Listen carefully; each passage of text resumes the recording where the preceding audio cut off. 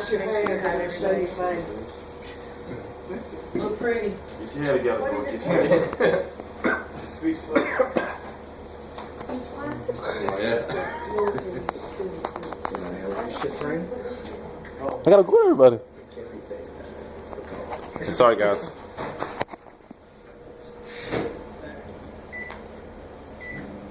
We're wasting my time. Oh, you can I only start. have 8 minutes.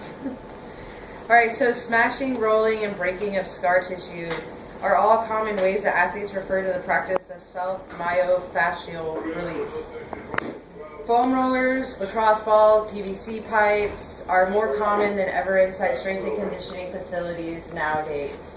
They are used by the athletes as a tool to treat their own pain or dysfunctions. So let's dig a little deeper and understand how we can use these tools more precisely to knock off the aches and pains of training, find better positions, feel better, lift more, and go faster.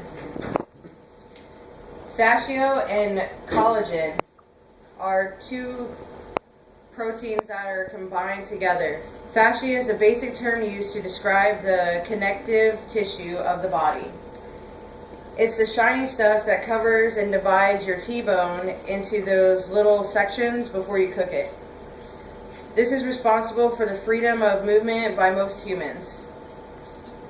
As light as it is, collagen is proportionally stronger than a steel cable. This is part of the reason why stretching and rolling aren't really effective. The primary structural component of fascio is collagen. This resilient and unique protein has many functions, and it travels uninterrupted through the body. Collagen protein is designed to primarily resist tension, stress, and is the stuff on skin, tendons, and ligaments, as well as the covering of the muscle tissue and their different parts. The amazing material and fiber dense are arranged based on structural stress, graphic makeup, and tissue memory.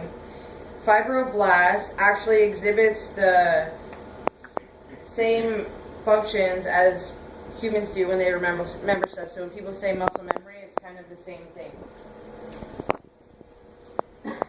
In a healthy muscular skeleton system, the fascia supports free movement of our muscles and bones throughout the huge variety and shapes that we see in sports, performance, arts, and life. Luckily, there are tools that athletes can use to help prevent this or make these pains go away. But before that, you have to know when it's broken, when your fascia is broken. So there's different ways that you can tell. Typically, the first one is when you have pain. So pain is defined as an unpleasant sensation accompanied by a tendency to withdraw or to receive regional tension. These tensions can sometimes express themselves as trigger points. It's kind of like cutting the wire of the check engine light. The annoying sound goes away, but you're still having the pain. You're just subsiding it. Another way is the inability of the skin to slide over the tissue. Not only can this cause a disruption or a long-term chemical process in the area, but restrictions like this can contribute immensely to the ineffective gross movement patterns and cause joints to move off the axis. Another one is defense area of tissue. These prevent full expressions of range of motion and keep neighboring tissues from sliding past one another. When dysfunctional, these areas are often greasily hard and do not move well. But just because the area has dense tissue does not mean that it's dysfunctional. Your IT bands will be dense and stiff from transmitting force from your hips to the ground. Most athletes are going to find that they have at least one of these issues, if not more. And don't be discouraged if you actually find it on your own, and most people do. Fascia release has simple tools that you can use to help release these. Pressure wave / slow burn.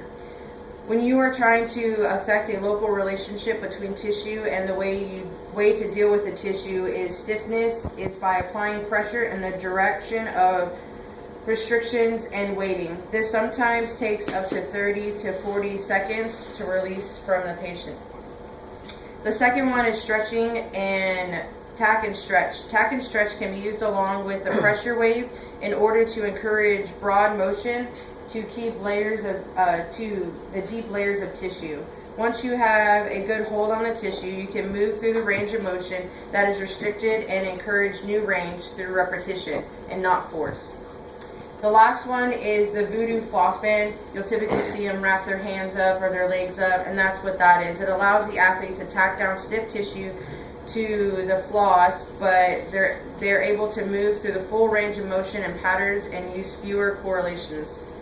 For example, when the tack and floss technique will allow us to bend and extend the knee in isolation, performing all range of motion, squats if possible, with the band. Therefore, we can practice and extract movement when we are trying to improve.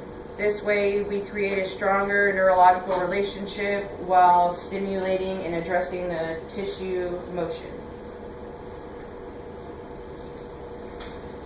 So now that we've gone over what fascio and collagen are, and then we broke down the tools and the tools that we can use, your body is a system, and a system of systems, and there is no one cure or one answer to solve all problems. I hope this information was able to help you better understand the breaking up of the fascia, and good luck to each and every one of you if you guys are athletes. Thank you. Good job. So I'm going to say, woo! That's 1, 2, 3, 4, 5, Sergeant Smith, 6, 7, 8, 9. Close. You don't count. Team, come today. And me, how y'all doing? There you go.